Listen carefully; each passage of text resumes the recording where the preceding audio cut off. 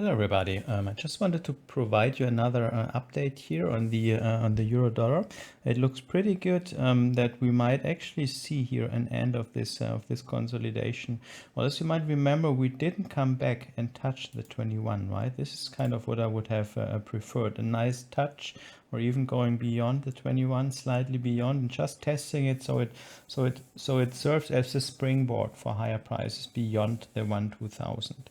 Well, the absolute minimum, well, coming back to 8 is basically the minimum pullback. But for a continuation, for a continuation pattern like this here on the daily, well, I'm expecting it to go at least towards the mid band between 8 and 21. So this is basically what happened, right? It has just gone slightly beyond the mid band here, and this is for S1. That's basically my minimum requirement in TC1.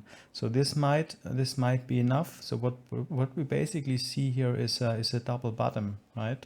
And now we need to break this high, and then I'm actually very confident that this is going to continue and rise.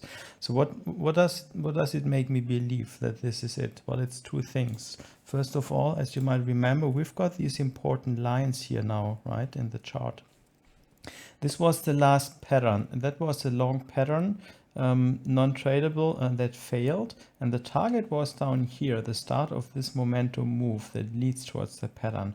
Well, we didn't achieve that initially, right, but we got there a little bit later, just to the point, right?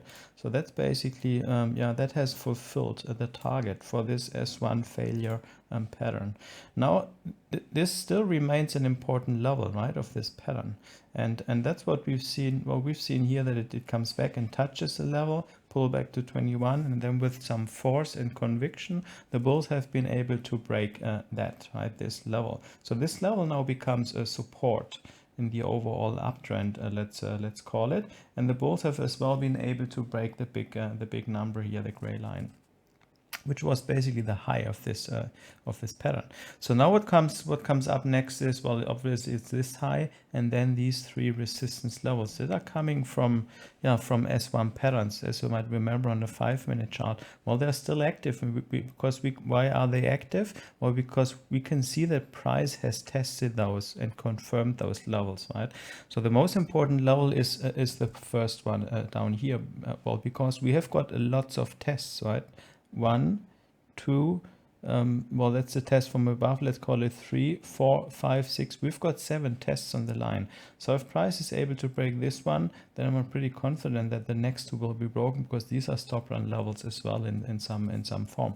So quite interesting now to see what's going on to happen. So what gives me another conviction that this is going to work?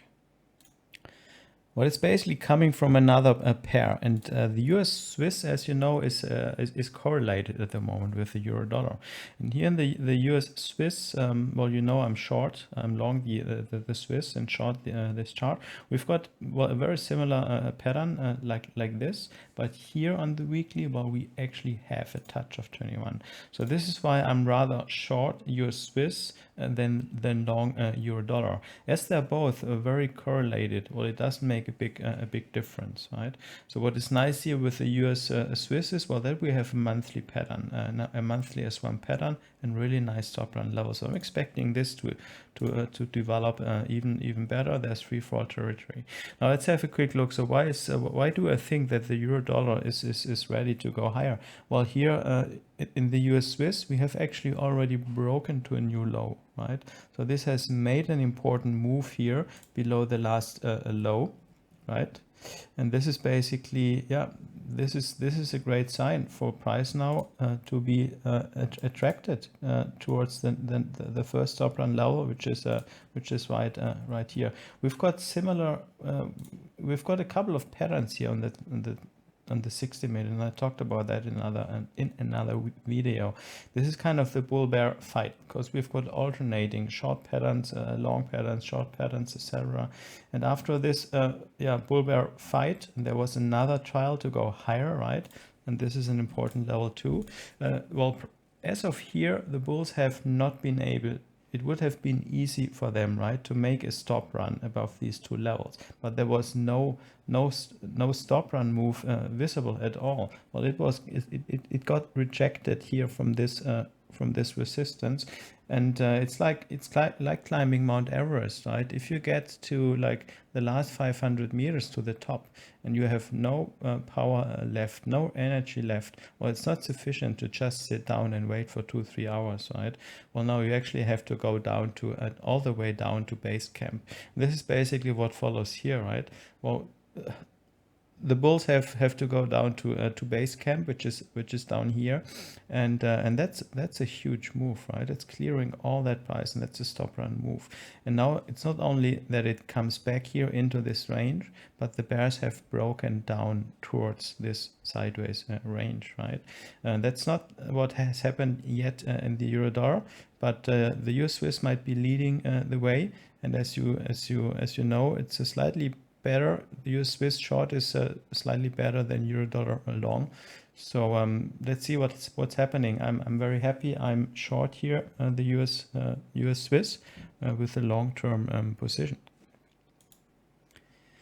So what I'm doing next here is with my position, I still want to scale in 2 more positions. So I'd only have opened like half of the position I want. So now I want to see that the bears are able to break this stop run level, and then I might add another quarter of my target position size, and then I might add another quarter once it breaks to a new low, or I will wait for this to break to a new low, and then I'll buy on a pullback, right? You never know if a pullback occurs, so I'll have to see how price develops and then take a decision. So basically, I think it looks good here for the US Swiss, same as for the euro dollar. Thank you.